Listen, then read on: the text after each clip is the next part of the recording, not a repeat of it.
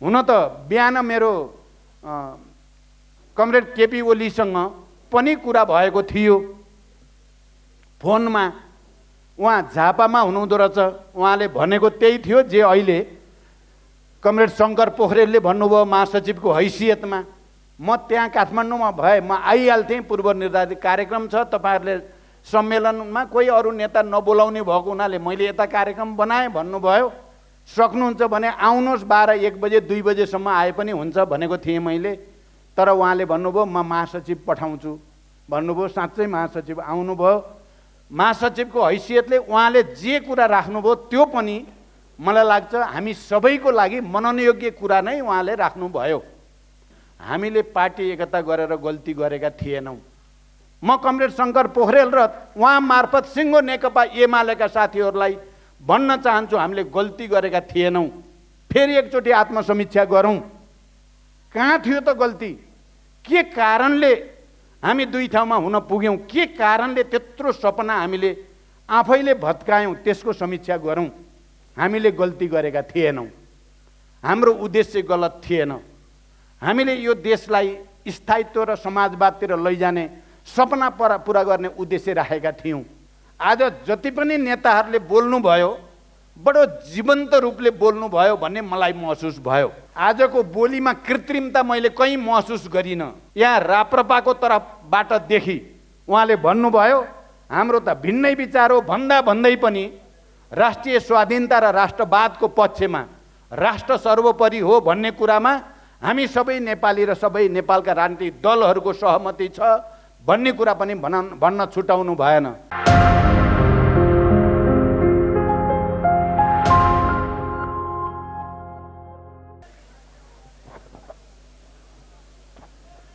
धन्यवाद उद्घोषक कमरेडलाई। हाम्रो पार्टीको यो 8औं राष्ट्रिय महाधिवेशन उद्घाटन सत्र केन्द्रीय समितिको औपचारिक बैठकबाट यसलाई 8औं राष्ट्रिय महाधिवेशनको रूपमा अगाडि बढाउने निर्णय गरिएको थियो। हामीले महाधिवेशन गर्ने निर्णय त गऱ्यौँ, यो बारे मैले अहिले व्याख्या गर्नु परेन। तर महाधिवेशन हुनको लागि कम्तीमा पनि देशका सबै प्रमुख राजनीतिक दलका नेताहरूको उपस्थिति र उहाँहरूको कम्तीमा शुभकामना आवश्यक हुन्छ। यति छोटो समयको सूचनाबाट सबै पार्टीका नेताहरू उपस्थित गराउन सकिएला त? कम्तीमा पनि राष्ट्रिय महाधिवेशन भनिसकेपछि देशका सबै पार्टीहरूले एकै ठाउँमा जम्मा हुने, शुभकामना दिने र आफ्ना मन्तव्य मार्फत आफ्ना विचार र भावना पनि व्यक्त गर्ने त्यो थलोको रूपमा उद्घाटन सत्र हुने गरेको छ। हाम्रो अहिले जति पनि महाधिवेशनहरू भए ती सबै पार्टीका महाधिवेशनहरू करिब करिब त्यही रूपमा सम्पन्न भएका छन् र पछिल्लो नेपाली कङ्ग्रेसको महाधिवेशनमा पनि त्यही रूपमा त्यसको प्रस्तुत भयो र एकजना भारतीय नेताले त महाधिवेशनमा बोल्दै गर्दा बडो सुखद आश्चर्य उहाँले व्यक्त गर्नुभयो। यस्तो त मैले संसारमै देखेको थिइनँ, यो त नेपालमै देखियो। सबै पार्टीहरू के सत्ता पक्ष के प्रमुख प्रतिपक्ष सबै पार्टीहरू के यो विचारको के त्यो विचारको के यो दर्शनको सबै एकै ठाउँमा छन्। एउटा आश्चर्य। दोस्रो आश्चर्य यति धेरै प्रधानमन्त्री भन्नुभएको थियो उहाँले। त्यति बेला हामी प्रधानमन्त्रीको पनि त्यहाँ ठुलै लाइन थियो। यति प्रधानमन्त्री एउटै मञ्चमा भन्ने थियो। त्यसकारण मैले यति छोटो अवधिमा सबै पार्टीका नेताहरूको समय मिल्ला नमिल्ला भन्ने एउटा चिन्ता हामीलाई थियो। तर छोटै समयको सूचनामा पनि सम्माननीय प्रधानमन्त्रीजीदेखि सबै पार्टीका नेताहरू, यद्यपि कोही प्रमुख नेता बाहिर भएको हुनाले उपस्थित हुन नसकेको कुरा पनि यहाँ जानकारी भइसकेको छ, सबैको उपस्थिति भयो र यति लामो समयसम्म हामी झन्डै 3-3:30 बजेदेखि अब 7 बज्न लाग्यो। यत्रो समयसम्म सबै नेता साथीहरू धैर्यतापूर्वक बस्नु भएको छ। म उहाँहरू सबैलाई केन्द्रीय समितिको तर्फबाट, हाम्रो पार्टीको तर्फबाट, यो महाधिवेशनको उद्घाटन सत्रको तर्फबाट पनि हार्दिक धन्यवाद भन्न चाहन्छु र तपाईहरुले दिएको ऊर्जालाई, हाम्रो पार्टीले तपाईहरुले दिएका अभिव्यक्तिलाई हाम्रो पार्टी र यो महाधिवेशनले गम्भीरतापूर्वक लिनेछ भन्ने विश्वास पनि म तपाईहरुलाई दिलाउन चाहन्छु। दोस्रो कुरा मेरो कहाँ ध्यान आकर्षित भएको छ भने, हुन त माओवादी पार्टीको महाधिवेशन भएर हो कि आज जति पनि नेताहरूले बोल्नुभयो बडो जीवन्त रूपले बोल्नुभयो भन्ने मलाई महसुस भयो। आजको बोलीमा कृत्रिमता मैले कहीँ महसुस गरिनँ। भित्र मनकै कुरा, आफ्नो पार्टीकै कुरा, आफ्ना भावनाका कुराहरूलाई बडो चाहिँ इमानदारीता साथ नै यहाँ प्रस्तुत भएको महसुस गरेँ। र मैले ती सबै प्रस्तुतिहरूलाई एउटा ठुलो डिबेट भयो यो महाधिवेशनमा भन्ने ठाने। बडो यो हामी माओवादीको निम्ति खुसीको कुरा हो, गर्वको कुरा पनि हो। यति छोटो समयको सूचनामा आएर सबै नेता कमरेडहरूले र मित्रहरूले आफ्ना कुराहरूलाई छोटोमा तर गम्भीरताको साथ देशको आन्दोलनको, लोकतन्त्रको, जनताको समृद्धिको आकांक्षालाई हामीले कसरी पूरा गर्न सकिएला भन्ने विषयमा केन्द्रित भएर विचारहरू यहाँ प्रस्तुत भए। तपाईहरूले यो हाउसले मलाई लाग्छ सबै नेताहरूले बोल्दा तपाईहरूले ताली लगाउनु भयो। म बडो गम्भीरतापूर्वक तपाईहरूलाई पनि हेरिरहेको थिएँ। तपाईहरूले विचार मिल्ने नेताले बोल्दा पनि नमिल्ने नेताले बोल्दा पनि ताली लगाइ नै राख्नु भयो। किन ताली लगाउनु भयो भन्दा यो एउटा ग्रेट डिबेट ठान्नु भयो तपाईहरूले। महाधिवेशनको एउटा ठुलो भाग सफल भइसक्यो र यो महाधिवेशनको ग्रेट डिबेटको सुरुवात गराउने, महान बहसको सुरुवात गराउने देशका सबै नेताहरूले जो भूमिका खेल्नुभयो, यसको निम्ति पनि म पार्टीको तर्फबाट र यो महाधिवेशन हाउसको तर्फबाट तपाईहरूले पटक पटक लगाएको तालीको प्रतिनिधित्व गर्दै म सबै नेताहरूलाई फेरि हार्दिक बधाई र धन्यवाद भन्न चाहन्छु। मैले के महसुस गरेँ भने यो महाधिवेशन हामीले छोटो समयमा सम्मेलनलाई महाधिवेशन भनिए पनि र भोलिदेखि बन्द सेसनमा हामीले कसरी प्रस्तुत हुने भन्ने कुराको दिशानिर्देश यहाँ भइसक्यो। यहाँ एकजना नेताले भन्नुभयो यो महाधिवेशन माओवादी केन्द्रको मात्रै महाधिवेशन हुने छैन। यो महाधिवेशनले लिने निर्णय, यसका सङ्कल्पहरू, यसका कार्यदिशाहरूले देशकै राजनीतिलाई महत्त्वपूर्ण प्रभाव पार्नेछ। त्यस अर्थमा यो महाधिवेशनतिर सिङ्गो देशले गम्भीरतापूर्वक हेरेको छ। यो हेरेको छ सिङ्गो देशले भन्ने कुराको एउटा सजीव प्रमाण त नेताहरूको उपस्थिति र उहाँहरूको अभिव्यक्ति नै हो। यहाँ राप्रपाको तर्फबाट देखि उहाँले भन्नुभयो हाम्रो त भिन्नै विचार हो, भन्दा भन्दै पनि राष्ट्रिय स्वाधीनता र राष्ट्रवादको पक्षमा राष्ट्र सर्वोपरि हो भन्ने कुरामा हामी सबै नेपाली र सबै नेपालका राजनीतिक दलहरूको सहमति छ भन्ने कुरा पनि भन्न छुटाउनु भएन। आज मैले सिपिजीले पहिला त सिपिजीले प्रस्तुत गर्दा हुन त उहाँले आफ्नो विचार बडो चाहिँ खुला ढङ्गले नै राख्ने गर्नुहुन्छ। कहिलेकाहीँ अलि राखेको तितो हो कि जस्तो त लाग्छ, तर पनि उहाँले राख्नुहुन्छ। आज चाहिँ मलाई उहाँले राखेको पनि तितो लागेन। उहाँले पनि बडो गम्भीर ढङ्गले माओवादी अगाडि के चुनौती छन्, यसको सामना गर्न सक्छ कि सक्दैन माओवादी केन्द्रले, या देशको अगाडिका समस्याहरूको समाधान हुन्छ कि हुँदैन भनेर राख्नुभयो। मलाई बडो चाहिँ गम्भीर लाग्यो र मैले उहाँले बोलिसकेपछि भने तपाईँले बोलेर नोट गर्नुभएको छ, त्यो नोट दिनुहुन्छ मलाई भने मैले उहाँले भन्नुभयो म त्यसलाई साफी गरेर दिन्छु भन्नुभएको छ। म उहाँलाई पनि विशेष धन्यवाद भन्न चाहन्छु। अनि हामी सँगै धेरै लामो समयसम्म काम गरेका कमरेड सिपी गजुर कमरेडहरूले उहाँको प्रस्तुत ठुलो ऐतिहासिक सन्दर्भ सहितको सकारात्मक सन्देशको रूपमा लिएको छु। म कमरेड सिपी गजुरेललाई पनि धन्यवाद भन्न चाहन्छु। मैले अहिले लामो व्याख्या गरेर समय लिन्न। मैले प्रधानमन्त्रीजीलाई भने म छोटो बोल्छु, अरू साथीहरूलाई पनि भनेको छु म छोटो बोल्छु, म छोटै बोल्छु। म विस्तारपूर्वक त भोलि बन्द सत्रमा बोलाउँला हाम्रो विचार, रणनीति, कार्यनीति, सिद्धान्त, सङ्गठनको बारेमा। तर आज हामीले यो महाधिवेशनबाट गर्न चाहेको कुरा हामीले एउटा चाहिँ आत्मसमीक्षा नै हो, आत्मआलोचना नै हो। हामी शान्ति प्रक्रियामा आएपछि कहाँ कहाँ चुक्यौँ, विचारको क्षेत्रमा, सङ्गठनको क्षेत्रमा, संरचनाको क्षेत्रमा, रणनीतिक कार्यनीतिमा कहाँ चुक्यौँ। र म यति चाहिँ अहिले सुरुमै भन्न चाहन्छु, र यो प्रस्तावमा सबभन्दा धेरै आत्मसमीक्षा मैले मेरै गरेको छु। तपाईहरुले त्यो प्रतिवेदन पारित भइसकेपछि देख्नुहुनेछ जनयुद्धको तयारी र नेतृत्व गर्ने अवसर मलाई जुट्यो।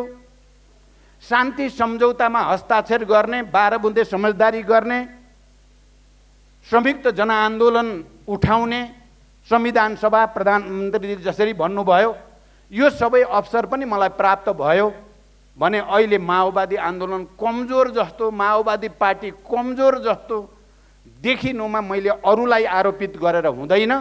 मैले प्रमुख नेताको हैसियतले म भित्र नै खोज्नुपर्छ भनेर मैले आफैलाई चिरफार गरेको छु। कमरेडहरू, मैले आफैलाई चिरफार गरेको छु। मलाई लाग्छ कमरेड सीपी गजुरेलदेखि कमरेड किरण, विप्लव लगायत बाबुरामजीहरू सबैले र माधवजीले अहिले मलाई भन्नुभयो तपाईले दस्तावेज दिनुहोस् भनेर।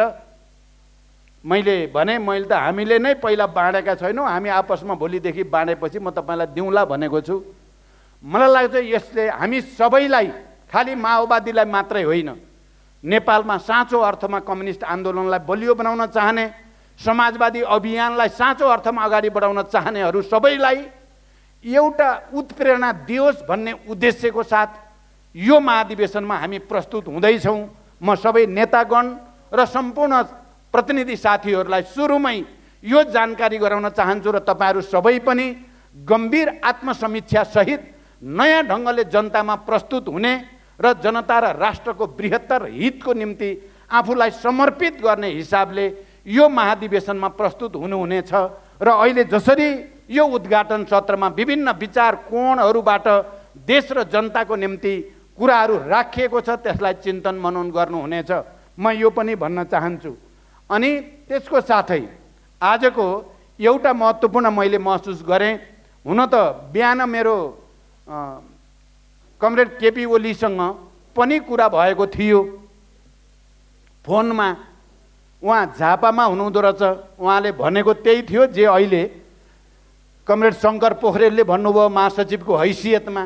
म त्यहाँ काठमाडौँमा भए म आइहाल्थेँ, पूर्व निर्धारित कार्यक्रम छ, तपाईहरूले सम्मेलनमा कोही अरू नेता नबोलाउने भएको हुनाले मैले यता कार्यक्रम बनाएँ भन्नुभयो। सक्नुहुन्छ भने आउनुहोस्, 12-1 बजे 2 बजेसम्म आए पनि हुन्छ भनेको थिएँ मैले। तर उहाँले भन्नुभयो म महासचिव पठाउँछु भन्नुभयो। साँच्चै महासचिव आउनुभयो। महासचिवको हैसियतले उहाँले जे कुरा राख्नुभयो त्यो पनि मलाई लाग्छ हामी सबैको लागि मननयोग्य कुरा नै उहाँले राख्नुभयो। र सबभन्दा मलाई मन परेको कुरो भित्र के हो भने हामीले पार्टी एकता गरेर गल्ती गरेका थिएनौँ। म कमरेड शङ्कर पोखरेल र उहाँ मार्फत सिङ्गो नेकपा एमालेका साथीहरूलाई भन्न चाहन्छु हामीले गल्ती गरेका थिएनौँ। फेरि एकचोटि आत्मसमीक्षा गरौँ, कहाँ थियो त गल्ती, के कारणले हामी दुई ठाउँमा हुन पुग्यौँ, के कारणले त्यत्रो सपना हामीले आफैले भत्कायौँ, त्यसको समीक्षा गरौँ। हामीले गल्ती गरेका थिएनौँ, हाम्रो उद्देश्य गलत थिएन। हामीले यो देशलाई स्थायित्व र समाजवादतिर लैजाने सपना पुरा गर्ने उद्देश्य राखेका थियौँ। उहाँले जुन स्पिरिटमा राख्नु भएको छ हाम्रो लागि पनि त्यो चिन्तन मनन गर्न लायक छ। म अहिले यहाँ कुरा भइसक्यो, यो उद्घाटन सत्र हो, यहाँ वाद विवाद र बहस भन्दा पनि आफ्ना विचार सकारात्मक ढङ्गले प्रस्तुत गर्ने र यो अधिवेशनलाई एउटा पार्टीको मात्रै राष्ट्रिय अधिवेशन होइन, यो देशकै राष्ट्रिय अधिवेशन बन्न सकोस् भन्ने जो शुभकामना आएको छ, म सबैलाई धन्यवाद भन्न चाहन्छु। साँच्चै हामी यो माओवादीको मात्रै होइन, यो देशलाई नै एउटा नयाँ दिशा, एउटा नयाँ उत्साह, एउटा नयाँ प्रतिबद्धता, कमिटमेन्ट दिने अधिवेशन बन्न सकोस् भनेर हामी चाहेका छौँ। यसमा तपाईहरू सबैले राख्नुभएका कुराहरू हाम्रो लागि प्रेरणा बनेका छन्। मैले त्यसलाई त्यही रूपमा ग्रहण गरेको छु र मलाई लाग्छ यो हाउसले पनि त्यसरी नै ग्रहण गरेको छ। अनि हाम्रो कमरेड भनौँ, हिजोको हामी कमरेड, अब आज त उहाँ जसपाको अध्यक्ष हुनुहुन्छ उपेन्द्र यादव, उहाँले यहाँ राखि नै हाल्नुभयो। हामी हिजो एउटै उद्देश्यका निम्ति एकै ढङ्गले युद्धमा लागेका मानिसहरू हौँ। अहिले देशमा जस्ता जटिलताहरू छन्, चुनौतीहरू छन्, त्यसको सामना गर्न पनि हामी मिलेर जान्छौँ। चाहे मधेस होस्, मधेसी जनताका मुद्दाहरू, मलाई सम्झना छ मधेसी जनता र उनीहरूको अधिकारको निम्ति हामीले र मैले अझ पार्टीको नेताको हैसियतले मात्रै होइन, देशको प्रधानमन्त्रीको हैसियतले पनि दोस्रो पटक हुँदा शेरबहादुरजीले मलाई त्यो अवसर दिनुभएको थियो। त्यति बेला मैले संविधान संशोधन गरेर भए पनि मधेसी जनताको, आदिवासी जनजातिको, दलित महिलाहरूको, मुस्लिमको सबैको पनि केही हक अधिकार थप्नुपर्छ भनेर संशोधन प्रस्ताव दुई पटक मैले सदनमा दर्ता गराएको थिएँ। त्यो कुरा पनि म आज स्मरण गर्न चाहन्छु र आउने दिनमा पनि हामी मधेसका या सबै उत्पीडित वर्ग समुदायका सङ्घीय लोकतान्त्रिक गणतन्त्रको मर्म र भावना अनुसार तिनलाई सम्बोधन गर्ने, तिनलाई अगाडि बढाउने हामीले प्रयास यस अधिवेशनबाट अगाडि बढाउनेछौँ। मलाई विश्वास छ त्यसले जनतासँग हाम्रो सम्बन्ध अलिकति लुज भएको, खुकुलो भएको सम्बन्धलाई आजको उद्घाटन समारोहका अभिव्यक्तिहरूले र हामीले यो महाधिवेशनमा गर्ने छलफल, बहस र निष्कर्षहरूले फेरि जीवन्त रूपमा अगाडि ल्याउनेछ भनेर विश्वास पनि म व्यक्त गर्न चाहन्छु। र म कमरेड उपेन्द्र यादव, फेरि कमरेड भन्न आयो, त्यो पुरानो बिर्सिएकै छैन, त्यो बिर्सिनै सकिँदैन। अनि त्यसपछि कमरेड माधव कुमार नेपालले जे अभिव्यक्ति दिँदै आउनु भएको छ र आज पनि जे दिनुभएको छ, म उहाँलाई पनि विशेष रूपले धन्यवाद भन्न चाहन्छु।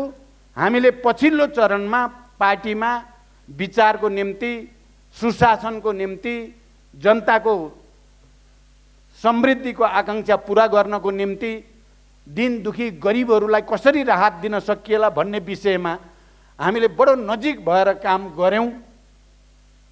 हामी सफलै थियौँ भन्ने लाग्छ मलाई। हामी देशव्यापी अभियानमा पनि हिँड्यौँ र मलाई विश्वास छ आउने दिनमा हामी यो गठबन्धन मात्रै होइन, त्योभन्दा अगाडि बढेर कमरेड शङ्कर पोखरेलले पनि जे राख्नु भएको छ उहाँहरूले एमाले भित्र पनि समीक्षा गर्नुहुनेछ। त्यही लाइनमा र एउटा नयाँ वातावरण बन्नेछ भनेर विश्वाससहित म कमरेड माधव कुमार नेपाललाई पनि हार्दिक धन्यवाद भन्न चाहन्छु।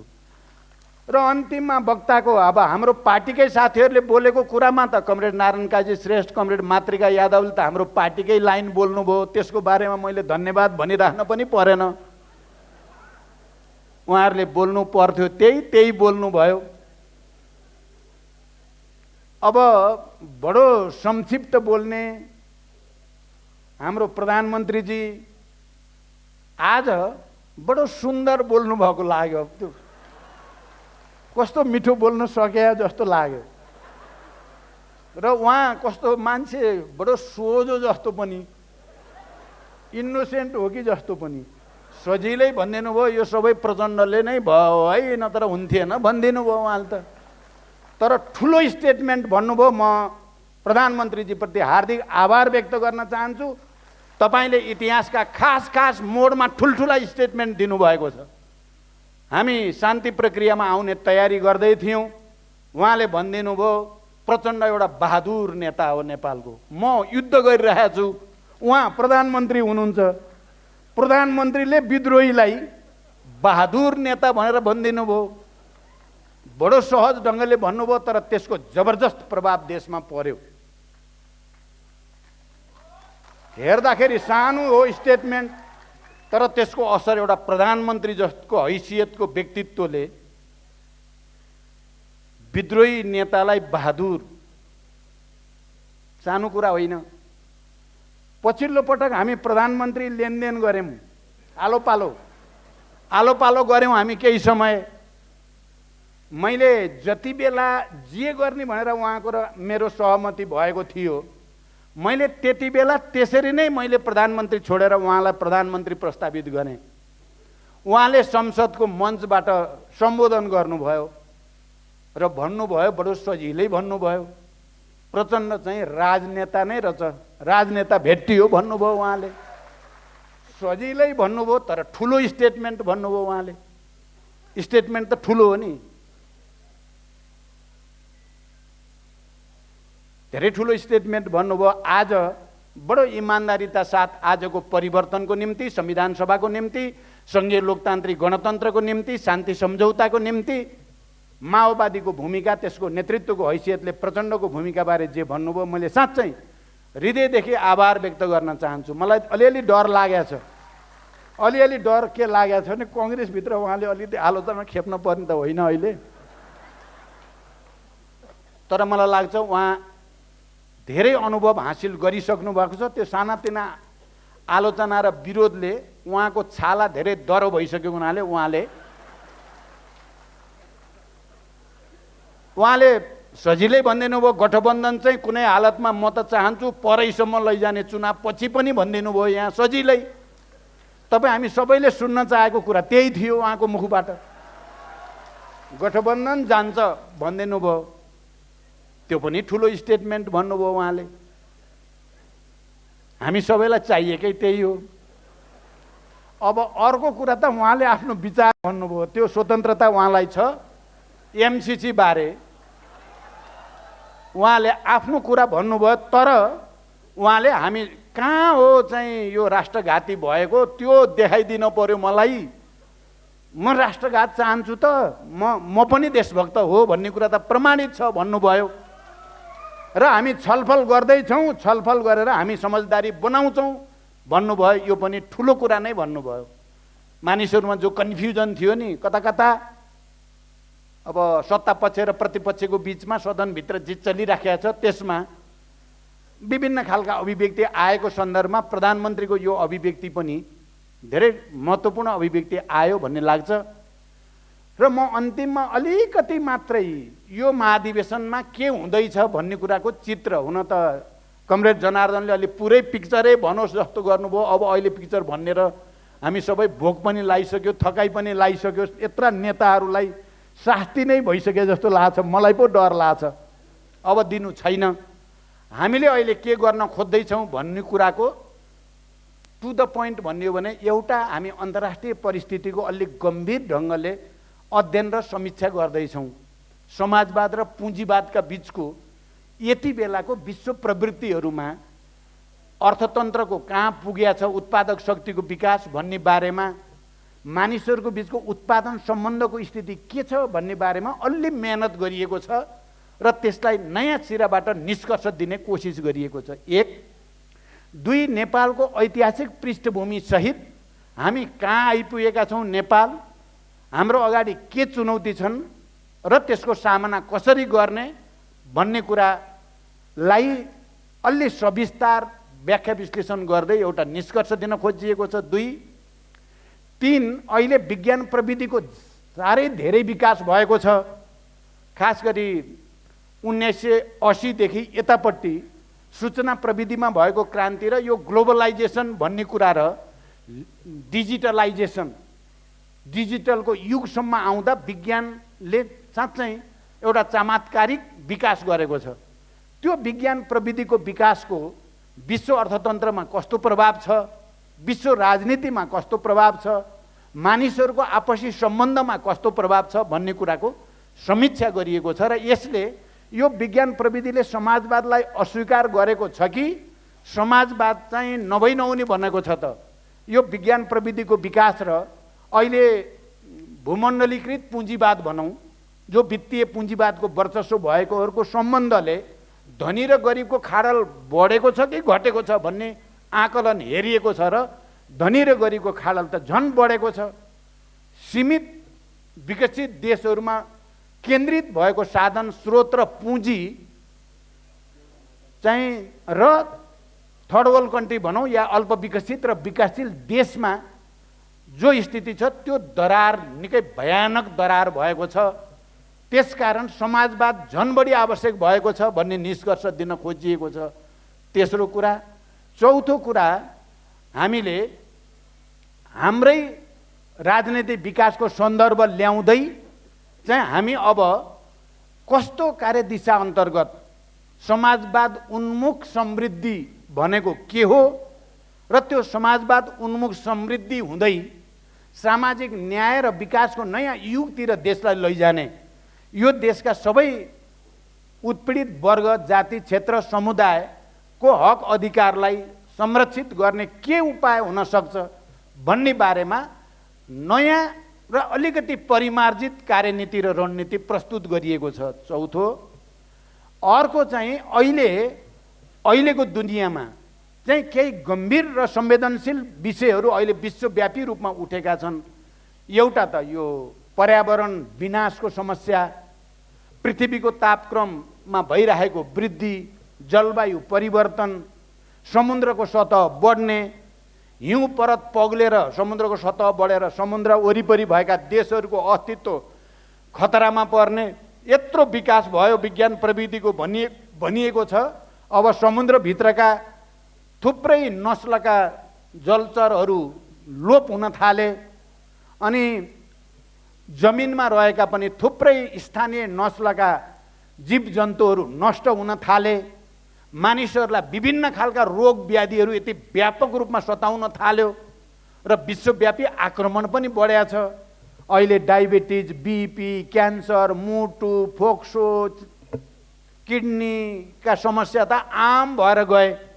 यति धेरै विकास हुनुमा हाम्रो खाद्यान्न, हाम्रो खाद्य संस्कृति, हाम्रो लवाई खवाई, हाम्रो अहिले विकास भएको सबै जुन आयात निर्यातको स्थिति छ, यसको के असर छ त? र यो पर्यावरण विनाशलाई रोक्नको लागि समाजवादीहरूले के भूमिका खेल्न सक्छन् भन्ने कुरालाई विशेष रूपले मेहनत गरेर त्यहाँ एउटा विश्वव्यापी अभियान कसरी छेड्न सकिन्छ त?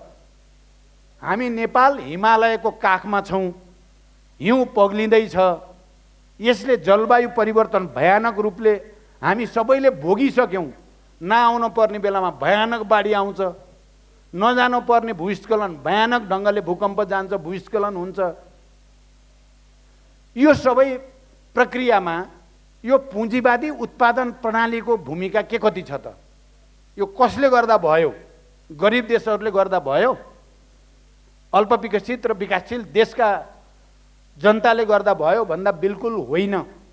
यो विकसित र पुँजीवादी देशहरूकै कारणले भयो। त्यसकारण विश्वव्यापी अभियान चलाउनु पर्छ भनियो। अब समाजवादको भविष्य छैन। अब पुँजीवादको दिग्विजय भयो भनियो 1990 पछि। खास गरी औपचारिक ढङ्गले सोभियत सङ्घ र पूर्वी युरोपका समाजवादी देशहरूको विघटन भइसकेपछि पश्चिमा देशहरूमा एउटा ठुलो बुद्धिजीवीहरूले भन्न थाले, अब पुँजीवादको दिग्विजय भयो, अब विचारको अन्त्य भयो, अब राष्ट्रहरूका सीमा भत्किए, अब सब चाहिँ निजीकरण, उदारीकरण, सीमा भत्काएर जहाँ पनि जो पनि जान पाउने हुन पर्यो भनियो। र हामी गरिब देशका सरकारलाई, पार्टीहरूलाई भनियो कि तिमीहरू खुला गर तिमीहरूको बजार हाम्रो मालको निम्ति, यही हो उदारवादी अर्थतन्त्र, यसैमा तिमीहरूको हित छ भनियो संसारभरिका अल्पविकसित र विकासशील देशहरूलाई। हामी त हो क्यारे भन्ठानेर जति पाइन्छ लिने भन्नेतिर गयौँ, तर झन् पछि झन् हामी गरिब हुँदै गयौँ। झन् पछि हामी जेमा आत्मनिर्भर थियौँ, पहिला हामी अन्नबालीमा आत्मनिर्भर थियौँ, अहिले छैनौँ। अरबौँको अन्न विदेशबाट ल्याउन पर्छ। पहिला हामी जेमा आत्मनिर्भर थियौँ, अहिले छैनौँ, झन् परनिर्भर भयौँ। हामीलाई त त्यो प्रेस्क्रिप्सन गर्ने देशहरूले आफ्नै लागि त त्यसो गरेका छैनन्। उनीहरूले आफ्नो लागि त संरक्षण, तपाईँ हेर्नुभयो भने एकदम अब सुपर पावर अमेरिकाले त्यहाँ संरक्षणवादको नीति ल्याएको छ। त्यहाँ कम्पनीहरू टाट पल्टिन लाग्दा जस्तो चाहिँ 1908 देखि जो ठुलो मन्दी आयो, त्यो मन्दी आएपछि त राज्यले यति धेरै चाहिँ अनुदान र ऋण सस्तो दिएर कम्पनीहरूलाई बचाउने काम गर्यो। त्यहाँ शिक्षा स्वास्थ्यमा यति ठुलो लगानी गरेको छ। त्यहाँ चाहिँ राज्यले सबै त्यस्ता आधारभूत जनताको कुराहरूको लागि संरक्षणवादको नीति लिने, हामीलाई चाहिँ खुला छोडिदेऊ भनेर हामीलाई चाहिँ कङ्गाल बनाउने किन काम भयो भन्ने जस्ता विषयहरू सहित अन्तिममा हामीले के भन्न खोजेका छौँ भने हामीले यो संविधानमा जे परिकल्पना गरेका छौँ त्यसलाई कार्यान्वयन गर्नको निम्ति पहिला त हामी आफै बदलिनुपर्छ। पहिला त हाम्रो पार्टी नै पहिला बदलिनुपर्छ।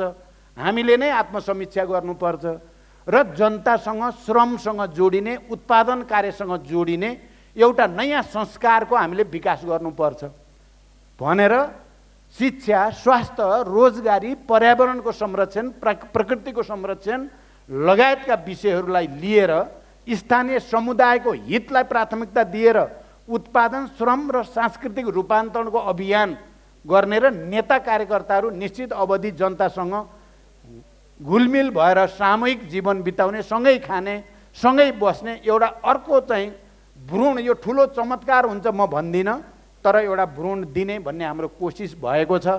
मलाई लाग्छ हामीले भोलि पर्सि हामीले पार्टीमा बहस गरिसकेपछि यो महाधिवेशनबाट निष्कर्ष दिएपछि हाम्रो कोसिस छ यो एउटा सिँगै राष्ट्रको निम्ति पनि सबैको निम्ति पनि एउटा उत्प्रेरणा, एउटा रिफरेन्स, एउटा राम्रो रिफरेन्स बनोस् र देशलाई नै एकताबद्ध गर्न सकियोस्, जनतामा एउटा नयाँ विश्वास पैदा गर्न सकियोस् भन्ने ढङ्गले सोचिएको छ। यही कुरा संक्षिप्तमा राख्दै फेरि एकचोटि सबै नेता साथीहरूलाई र सम्माननीय प्रधानमन्त्रीलाई आभारसहित धन्यवाद व्यक्त गर्दै म यो